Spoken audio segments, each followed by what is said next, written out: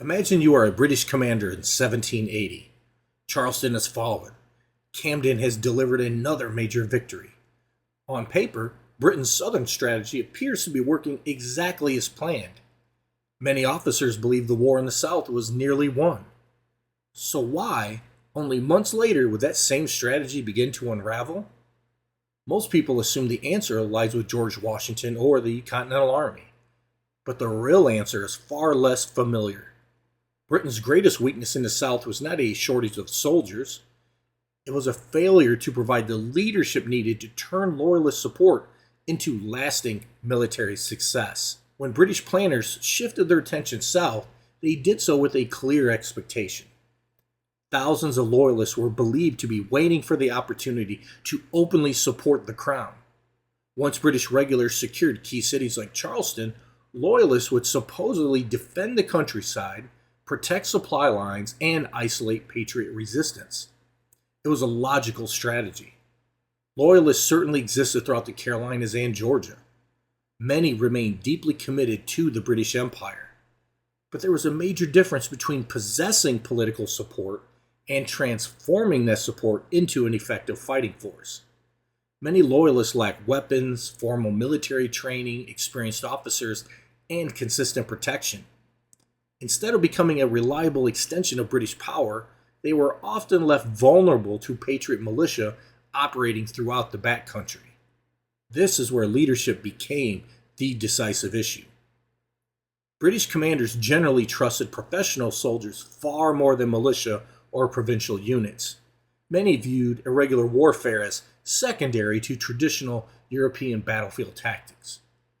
As a result, Loyalist forces rarely received the experienced leadership, organization, or sustained attention necessary to reach their full potential.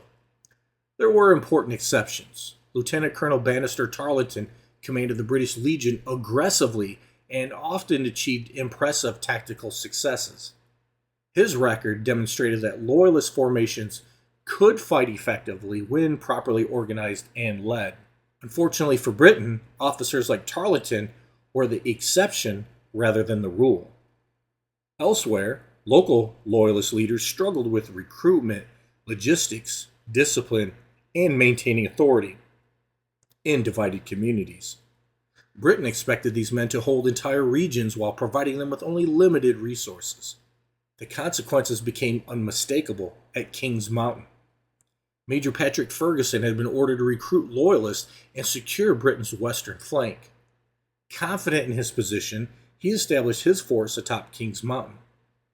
Instead, Patriot forces surrounded the position and launched a coordinated assault from multiple directions. Ferguson was killed, his force was destroyed, and the defeat sent shockwaves across the southern colonies. The military loss was significant. The psychological impact was even greater. Potential Loyalist recruits suddenly questioned whether Britain could truly protect those who openly supported the crown. Recruitment slowed, confidence declined, and one of the central assumptions behind the Southern strategy began to collapse.